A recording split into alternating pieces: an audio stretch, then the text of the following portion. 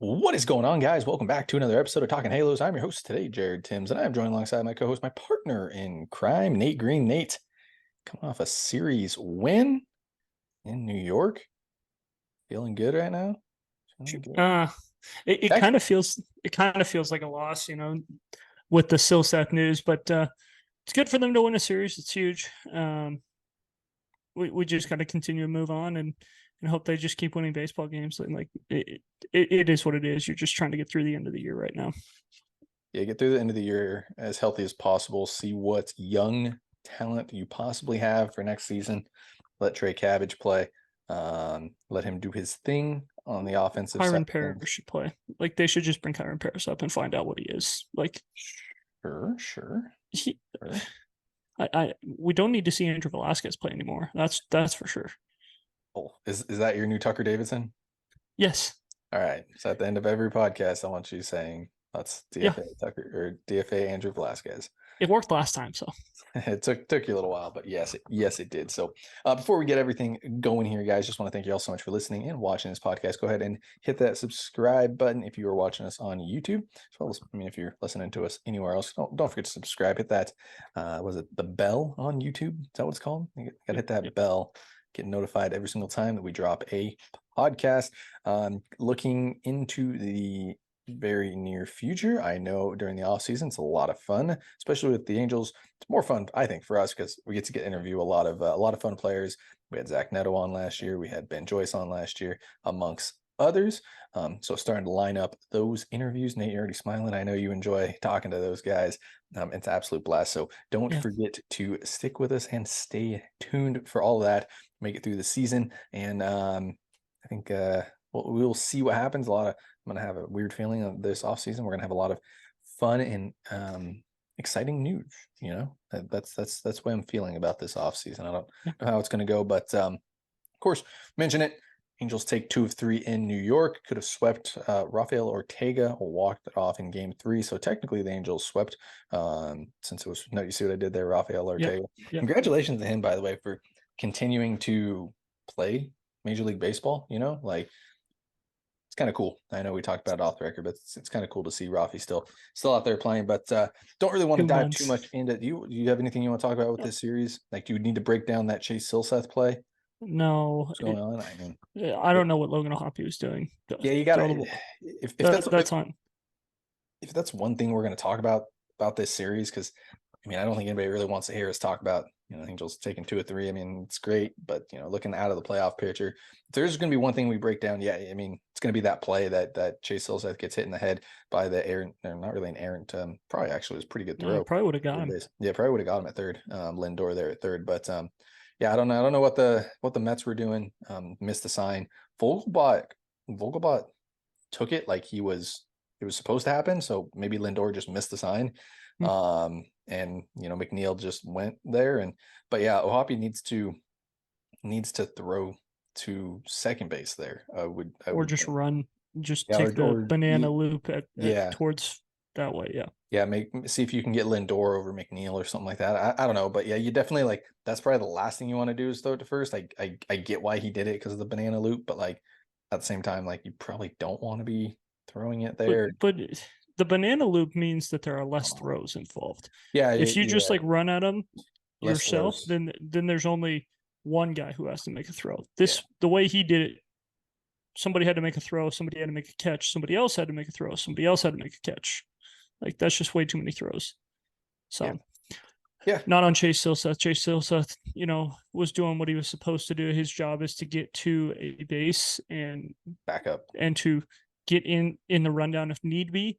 And his priority is the lead runner there. So is his priority a lead runner, or is he following the throw to first base and backing up? No, he probably should have gone to third.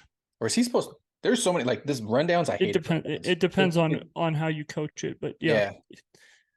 I would say if you coach follow the throw, Ohtani's because Ohtani should have followed the throw. Yeah, but I don't know. It depends. I've seen it coached so many different ways on how on fluke weird plays like that I hated running those plays in college because I would just stand there and be this isn't gonna happen. We're okay, guys. It happens one time a year. yeah, it happens once a year, and it's like, well, if when it happens that one time, we need to make sure that we have it right. And the Angels didn't have it right, and Chase Silseth isn't going on the IL yet, so we'll see. We'll Yeah, see. that's good news. Yeah, good news, and even more good news. He was pitching really, really well. I think we have a Chase Silseth question here, so I don't want to dive too much into Huge. it, but let's dive into these questions. Took some Q&A from you guys. Got some good questions here. First one comes from Chuck and Duck _meet, the Halo _homie. I like that. So he wants to know if anybody from the major league roster should play winter ball. I can probably answer this pretty decently. You'll normally a lot of the times see guys playing winter ball that are young islands kids. They like to go back and play in like the Dominican Winter League. I know Mexico plays in that. They have the Caribbean series during the wintertime as well. You do get the occasional guys from the US going and playing there, but those are more of the guys that are looking for opportunities, like looking to show that they still can play in the majors. So I don't think anybody who's on the Angels roster will do it. You probably see a guy like Luis Renifo maybe go play a little bit of some type of Dominican Maybe. Winter League. I don't know. I think he's gotten enough like Yeah. PT to like not necessarily worry about it, but Yeah. I'm just trying to think. there are definitely guys who need to do stuff this offseason to develop though. And I think that's kind of where the question is going. Like, yeah, the Winter League gives guys some opportunities to play some more, but like that's not necessarily what most of the Angels need. Like the only guy who you could say would be great to play some more would be Anthony Rendon, just because he hasn't really played the last 2 years. Yeah. But I also wouldn't want him to get hurt playing winter ball. Yeah, he somehow he'd probably hurt his shoe. Probably would, yeah. Probably get hurt tying his shoe. But yeah, there are definitely a lot of guys that need to do stuff this offseason and take the next step. Like Sandoval needs to do stuff. There's one guy who actually there is one guy on the big league roster that should play winter ball, and it's Luis Suarez. And I'm not a big Luis Suarez guy, but Luis Suarez needs to play winter Suarez? Ball. Jose Suarez? Thank you. Yeah, mixing up that many. I'm on player, and you don't even know his name. Yeah, that's how good he is. Don't even know his name. Sorry, soccer player. Yeah. No, but Jose Suarez is the guy who needs to go play winter ball. That's the answer. If anybody needs to go play winter ball, it's Jose Suarez, because he hasn't pitched this year too much, and then when he has, it hasn't been good. So he should go and work on some things and get better. But there are a lot of guys who need to take that next step. And Patrick Sandoval, Chase Silseth, Reed Detmers, love to see Bachman take that next step. Like there are guys where it's like, well, Bachman might be one of those guys that goes and finds his place in winter ball somewhere. Really, yeah. Or like, honestly, like you would love to see Schanuel go play somewhere and just like, bro, I hope if you hit 220, I don't care, but see if you can hit 15 bombs. Like, see if you can hit 10 bombs. It's fun. But that obviously those things aren't going to happen. But Jose Suarez is the guy to play winter ball if there's anyone. Yep. Great transition here, by the way, talking about some starters and Sandoval, Detmers, and Silseth. Diachoa wants to know, what can we do to get Sandoval, Detmers, and Silseth to the next level? Shohei Ohtani becoming a free agent. They're probably more than likely going to the 5-man rotation. He says need some type of solid number 2 pitcher. So we can kind of break this down a little bit. Let's start with Silseth, because he's probably our. Detmers, Silseth. I think Silseth has the highest upside to be like that top end starter. I really do. So we could start with Silseth. I think just for him, it's got to be consistency. We see it in spurts for him, and he throws the ball well, and then he just has like a couple days where he doesn't throw the ball well. But to be fair to Silseth, they haven't given him a chance to be consistent, because it's been, hey, you're the 6th guy. Oh, wait, we don't need the 6th guy for 2 weeks. So go to the bullpen. Oh, wait, come back. We need this. Oh, now go here, now go there. Like, it's hard to get into a role of being consistent if you're not given an opportunity to be consistent. So I think for him, it's going to be stamina, but like consistency. Those are the two things that are going to allow Silseth to take that next step, is like, just get used to your role of pitching every 5th day and be able to go deep into games. Because we've seen it. He's a good pitcher. When he's on, he's tough to hit, and he's going 6 innings. But like, for him to take that next step to be that, number 2 maybe number one type of guy. He's got to be a guy who's like, give me the ball, I'll give it back to you in the ninth inning, maybe if you're lucky. Yeah, I'll add this on with Silseth. It's I'll add consistency. Yes, consistency late into games. That's what differentiates. Stamina. Yeah, that's what differentiates a guy, a starter, like from being a really good starter. Like for all intents and purposes, Sam Bachman could be a starter, but like, is he going to be an effective starter, or do you want to put him in the bullpen because he's going to be a better bullpen arm, right? He's 60 pitches deep, but Silseth can actually go 80, 90 pitches before he's like, but you would just like to see Silseth be that guy to be like, okay, I'm 80 pitches deep through 5 innings. Let me figure out a way to get through 7, not just like, let me get through 6. Like that's the difference, I think, between like an ace and a really good 2 and like a number 4 or 5 pitcher. It's like, I'm 80 pitches deep through 4. I'm 80 pitches deep through 5. And that 4 or 5 guy's like, I'm just trying to get outs. And then the ace is like, I'm trying to keep my pitch count down to get through 8. I don't even know if that's possible, but I'm going to figure it out. Like that's kind of how those guys think. So yeah. So Seth has that shot though. Yeah. And then the other 2 guys, I think we're probably on the same page here, but Reed Detmers, I don't think there's much that he needs to change. Ability is there. He just needs to learn how to pitch, right? Like early in the season, he was throwing. He was, just out trying there to throw as hard as he can. Just trying to throw the ball. And that's great, and that's, teachable 100%. But like as the season has gone on, I've been wanting to see him become a pitcher. And we've seen that, I think, a little bit here and there. Consistency again is the same thing there. Be a consistent pitcher, not a consistent thrower. If you want to be a consistent thrower, like let's put him in the bullpen, right? Like you can go throw 97. He's not really a bullpen piece. I mean, I don't think so either. I think the ability is there to be a starter. But if you want him to be a thrower, go throw him in the back of the bullpen. Let him be your eighth inning guy and go shutting games down. Like if that's the case, I don't think he should be. I'm just like throwing out a hypothetical. Like, he's a starter, but like if you want him to be a thrower, let him go throw a 97 with a gross slider in the back of the pen, and that loopy curveball. But there's more ability on the upside. When it comes to Patrick Sandoval, it's not ability. It's up here. It's the head. That's one of the toughest things to teach is how to be mentally all there. Like you see him just kind of fall apart sometimes. And I hate pitchers that do that. That pisses me off more than anything. It's like, buddy, you're on top of the world right now. You are literally the starting pitcher. Like you are the guy that's on the hill. Like you cannot do this. And you see it a lot from Patrick Sandoval. So I don't know if there's a lot you can do there with Patrick Sandoval. We know the abilities there. There's the ability to be a top 10 pitcher in the AL. Like he showed it last year. He was a really freaking good pitcher, but now he needs to stay out of his head. And I was hoping this year with the pitch clock, it was going to help him out. But it seems like it doesn't help him out. Like he just continues to spiral and spiral. Like he doesn't clear his head at all. So that's the number one thing for me is like, dude, get out of your head and just go pitch. Like I would almost want him to be like, dude, just go throw, like that's the first step. Like, I don't care. Like get out of your head, go throw the ball. Don't care what I don't care about anything else. Go throw the ball. Stop thinking about stuff. And then you get into pitching. I'll get into the Patrick Sandoval thing afterwards. Let's start with Reed Detmers. Reed, I think he's there. Like, I think he's got the stuff. I don't think he's the number 1 guy. Probably not even a number 2 guy. He's a good 3 or a really good 4. Like that's where he's at.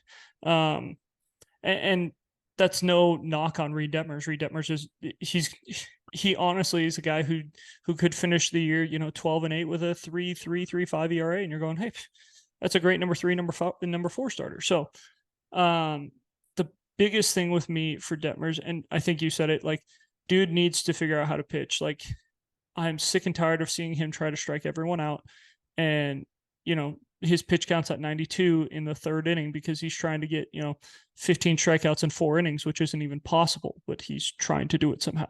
I guess it is possible if you're going to drop 3rd strike and everything. But anyway, that is the biggest thing with him. He just needs to learn how to pitch again. And he knows how to do it. I think that the guy's just got in his head and he got really slider happy. And that's why I think you've seen like the 1 step forward, 2 step back, 1 step forward, 2 step back with Detmers. It's like he's kind of in his head of like, well, the guys are telling me to do this, but this is what's been successful for me. So he's going back and forth. But Patrick Sandoval, okay, this is going to be a tough one. I think you trade Patrick Sandoval. I don't think not worth it. I think his value is in a good spot where you trade him. Honestly, like because teams are in the hunt for starting pitchers that are under contract. Like there are gonna be pitchers out there this offseason, but like, are some of these teams gonna want to dish out $25 million for some of these pitchers? I don't think so. So I think Patrick Sandoval is going to have immense value. You're going to look at a team like Baltimore or St. Louis that might be willing to give up a better prospect than you think, because they don't want to play the Aaron Nola game, or they don't want to play the Blake Snell game, or whateval, especially knowing that Patrick Sandoval is younger than all those guys too. The biggest thing for Patrick Sandoval to take that next step, that dude needs to spend the entire offseason with Brian Cain. Brian Cain, I actually took his class. Fantastic class. If you are a baseball player, I suggest you do it. It's mental performance coaching. It is fantastic. It gives you a chance. That is the one thing that sucks about the pitch clock, is it doesn't give you time to reset, because right when you get the ball, you have to get back on and go. And yes, I talk about it all the time, that tempo is a big thing, and you've got to be able to get the ball and go. But like, when things are spiraling out of control, pitchers used to be able to like step off, take a deep breath, and like reset their minds and get going. Where it feels like with this pitch clock, you just kind of start the old snowball effect is what we call it, where you just start rolling and it gets worse and worse and worse, and all of a sudden you're in this giant snowball. So that is the problem. I think Patrick Sandoval is a very good pitcher, but I don't know if he's taken the strides to get better when it comes to like mental performance. And I think it's very important. I mean, you look at some of these teams, they have 5-6 mental performance coaches on a staff. They have like one in each team. So single A, double A, triple A, and the big league squad. And then there's a guy who oversees all of them. So like, teams find it important. But the problem is, you got to get the player to buy in. And if Patrick Sandoval doesn't think it's important, then he's not going to buy in. But I think if he buys into that this year, like, he has a shot to take that next step forward. Yeah, absolutely. And I like those answers there. So on to the next question here from Paulius. He says, looking at next year, Yoshida was an impactful bat from Japan. Is there anybody else coming over? I already started doing some research for you, so I'll take this one. I'll let you take the next one. There are a couple for sure. That absolutely. You have Yoshinobu, I think is how you say his name, Yamamoto. Big righty there, absolutely crushing it out there. One name that I like that a lot of people probably don't know about, he's getting a little bit older, but I've always wanted him to get posted. It's Mike. He is Japan's Mike Trout, basically, out there. Tetsudo Yamada. Absolutely love the kid, second baseman. Actually, probably not a kid anymore. He's probably older than me, but absolutely love him. I think, he for a while he was averaging 30 stolen bases and 30 home runs. Just absolutely crushed it out there. Second baseman, a lot of fun there. And then you have some other arms for sure that we saw like in the WBC. You're looking at a guy like, I don't think he gets posted this year, but Roki Sasaki. Yep. An absolute stud. Like that, I don't think he's posted this year. But you never know for sure. And actually, honestly, like, and I'll let you answer this next question. There's been a lot more really talented players coming over from Japan that are actually hitting. It felt like for a while there, like prior to Shohei Ohtani, it was like, oh, there's this one guy, like he's pretty good, and they would come over and it was like, oh, like that's just, it's not playing, it's not the same thing.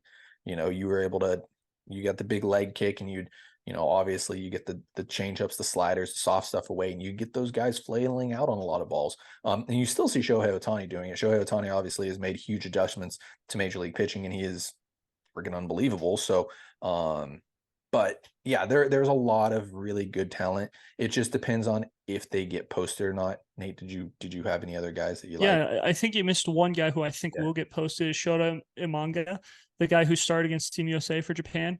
91, 93, touches 94, but like really good pitcher. Yeah. Doesn't walk a lot of guys, strikes out a lot of guys. He pitched well against Team USA in the WBC.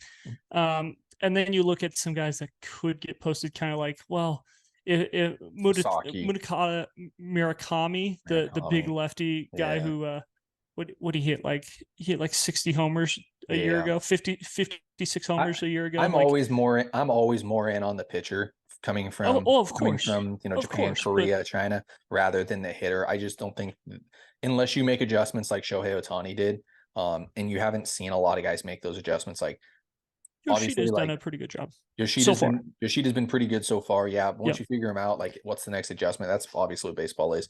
Yep. Ichiro made adjustments. Hideki Matsui made adjustments, but like these are the big names. Shohei's made adjustments. Like a lot of these guys aren't able to make adjustments. Like we saw, Seiya Suzuki hasn't even been that good at making adjustments. Been okay. The kid down in San Diego has been pretty good too. I can't remember what his name Ha-Seong Kim. Ha-Seong Kim has been probably, and he struggled the first like 2.5, 3 years, and then all of a sudden the postseason he got hot, and it's all about adjustments. It's all about adjustments and how you're able to adjust. Obviously, that was a stupid quote by me there, but put that on the t-shirt, man. But, good question there though. But it all comes down to who gets posted when it comes to Japan. A lot of Saki got posted, man. That would be so fun. That guy's legit. And like with the way that Shohei Ohtani has redone baseball in Japan, in a sense, like Artie's going to want to bring in somebody else from Japan to try his best to keep if possible, to keep some of that fan base. 100%.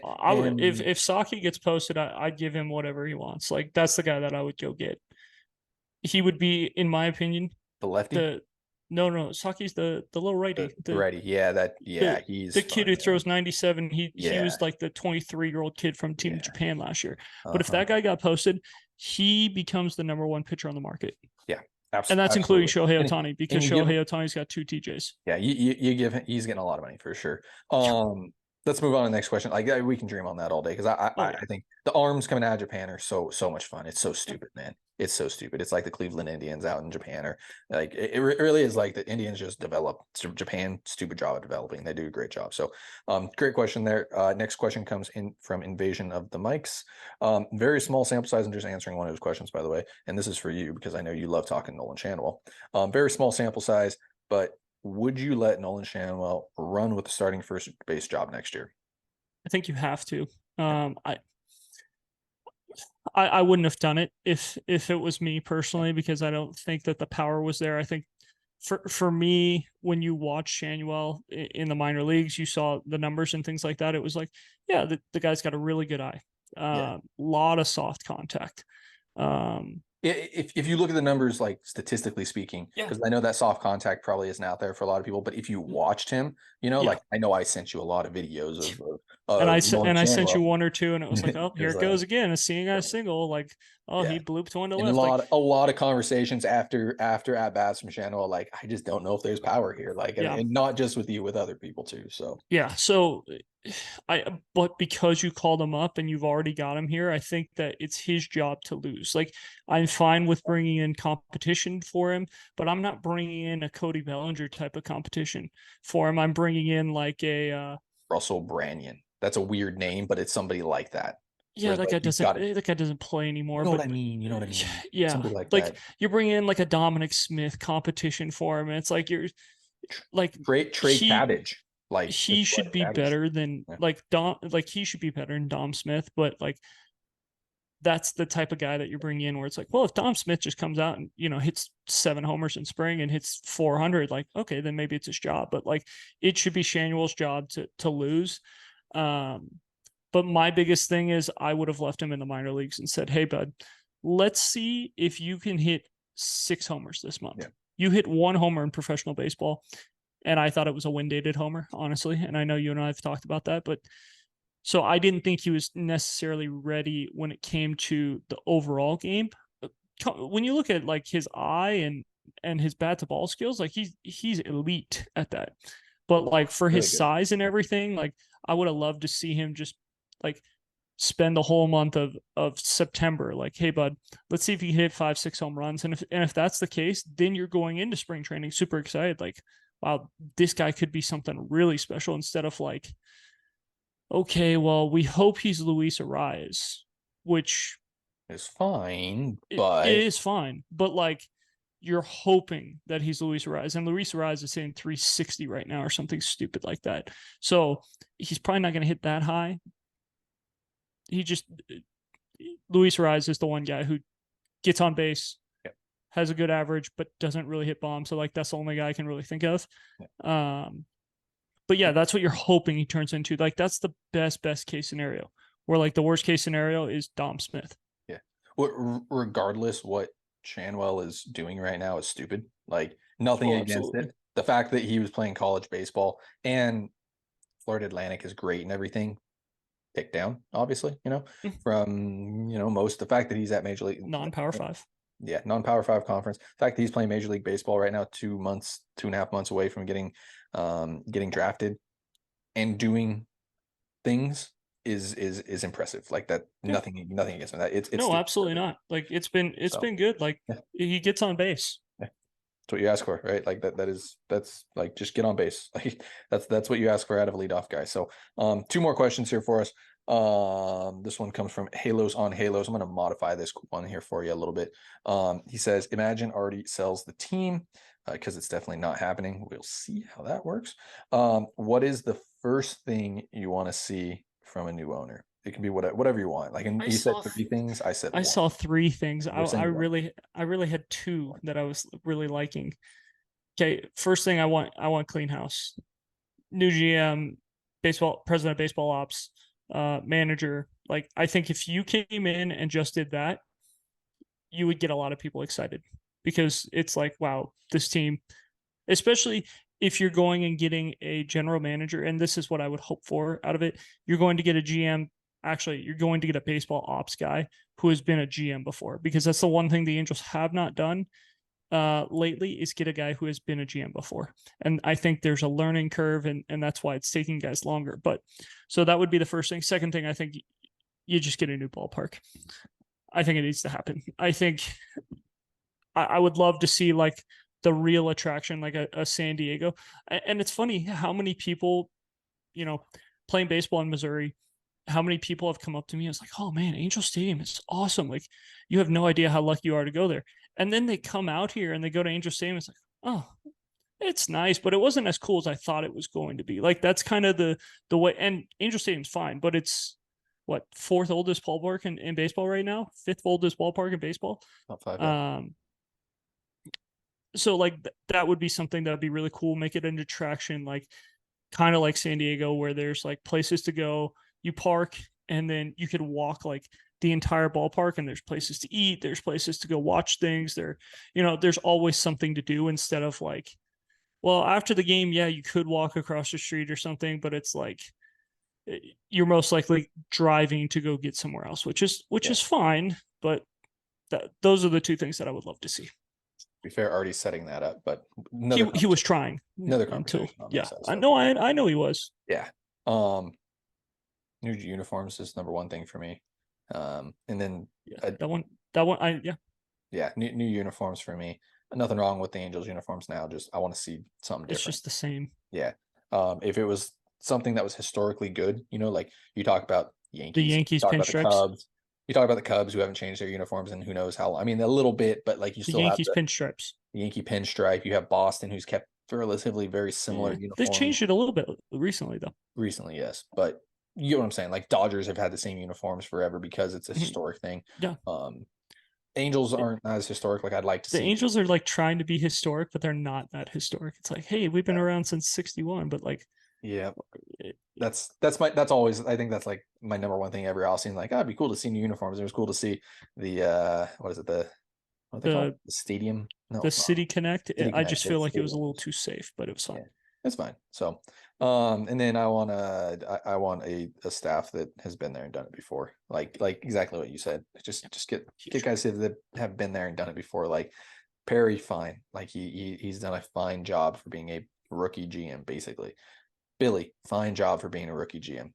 Jerry, fine job for being a rookie GM. But every time you shake your head no, it's like they're rookie GMs. What do you expect out of them? Like how many times has a rookie GM? It'd be kind of really interesting to see, because I don't know. We probably have to do some research. How many times has a rookie GM won World Series or stuck around for a long time, right? Like a lot of guys have been around. Cashman? Is Yeah. Okay. I give you Cashman. He hasn't won a World Series, has he? Oh yeah. Did he win a World Series? Oh yeah. Oh No, yeah. He's been 2009. around for Wow. like 25 years. So yeah, Yeah, easily. yeah. I'm thinking way before that. I forgot the 2009 World Series that they won, Yep. or whatever year it was. Yeah. No, that's Theo. yeah. Yeah. But like Alex Anthopoulos, Yeah. I can't say his last name. And yeah. We have 5 minutes. This question. Let's just do this question. Yeah, do it. Because No, we can do it. We can do it quickly. I don't think it. No. Yeah, I don't think it's going to take that long. Nate, this is an argument waiting to happen. I'm letting you know. It's not We're gonna. gonna piss some It's people not off. an argument. Just ask. Just come back. Just come back for next. Just ask the question. Ohtani base contract at 10 for 400 with yearly pitching incentives when healthy. Do you think he considers? Can I be the ass wipe and say that? Go ahead and answer it. Okay. I think that he considers it. I'm not doing it though. I personally am not bringing Shohei Ohtani back. And everybody can hate me for it, but I'm not spending $400 million for a guy who's on second Tommy John and only hits. And he's going to be above 30. Like, for me, like, sure, like that a team that is in a spot to win, do it, But the Angels are not in a spot to win and not in a spot to give another $400 million contract or $300 million contract or whatever Shohei Ohtani gets. Angels are not in the spot to do that. Like, if the Angels are in a spot next year where it was like Shohei Ohtani is going to make the Angels a World Series contender, then yes, that's fine. Go do it. Go give him all the money you want, but Angels aren't there, like, it's fine. You missed your 2 opportunities to trade him. Now you're taking the comp first pick and you didn't win with him. You didn't win, with him, Trout and Rendon. You couldn't figure out a way to win. It sucks. It is what it is. I'm letting him walk now at this point. I don't think he's back in Anaheim anyways, but sure, like 10 for 400. I think he actually probably takes that, No. I don't think he's getting any more than that personally. Like, I think that everybody's blowing it out of proportion. Like, as stupid as this sounds, like, I think that people are blowing it way out of proportion. The fact that we're talking about a 500, even a $600 million contract is absolutely insane. And that it's really not that crazy though, if you think about it. So here, let me just stay with me here. So I told you this conversation was going to take too long. Go ahead. It's not going to take that long. All right. Trust me. So Shohei Ohtani thinks about it, but somebody offers him a better offer. Like, I think somebody offers him just a straight up, here it is, take it, and that's what's going to happen. $50 million isn't crazy, right? How much does Max Scherzer make? $50 million for less. How much does Max Scherzer make? For 3 years, he signed a 3-year 150. Okay. We're not talking 10 for 150 or 10 for 500. I'm just saying. But he still makes 43.9 million or something like that, yes, right? Yes. So like it's not that crazy to think about, especially when you think like Judge is 40 million. So that's 10 extra million for a guy who possibly can do 2 for a couple of years. I'm not doing it. I'm not saying that. I'm just saying it's not crazy to think about. I still think, here's the deal. I think the Dodgers get him. And I think the Dodgers are the team that gives them the same exact deal that Trevor Bauer got, except for more money. It's going to be 3 years at 160 million, and it's going to be 170 million, and it's going to be a like super short deal. See if he can pitch, and if he can, great. He's 32 by the time the deal ends. Maybe he's turning 33, and it's fine. But I think the Dodgers probably give him 2 offers where it's like, hey, we'll give you the 10 years at 450 million, or we'll give you the 3 years at 170, and whatever one you want to take is fine with us, but that's where we're going to be. Man, I'm not saying I would, but like, you could see the Dodgers using it to their advantage because they have so much young pitching. It would work out for them where the 6-man rotation wouldn't really hurt them. Or I could see the Dodgers just being like, you know what? He has 2 TJs. We're going to let him be an elite pen piece, and he's going to DH and pitch out of the pen twice a week. Someone's going to have to sell him on a way for him to pitch after Tommy John that might not include starting pitching, just because of what he's doing offensively this year too. Because if he can do what he does offensively, like this is a different story. Because like I said, this is why I want to talk about this on a different podcast, Nate, because this can be broken down a lot more. Because Shohei Ohtani is like pretty unbelievable, but we got it all in. Yeah, well, we're going to talk about this all offseason. I'm letting you know because the Angels are going to be in the mix for Shohei Ohtani. So, with all that being said, guys, thank you so much for listening and watching the Talking Halos podcast here on YouTube. Really do appreciate you. If you could go ahead and hit that subscribe button, you can follow us on all our social medias, Instagram, X, and Facebook. Follow myself on X at Jared_Timms, Nate at NateGreen34. Guys, thank you so much. DFA Andrew Velasquez. Congrats to El Segundo. Got it in. All right. And have a great rest of your day.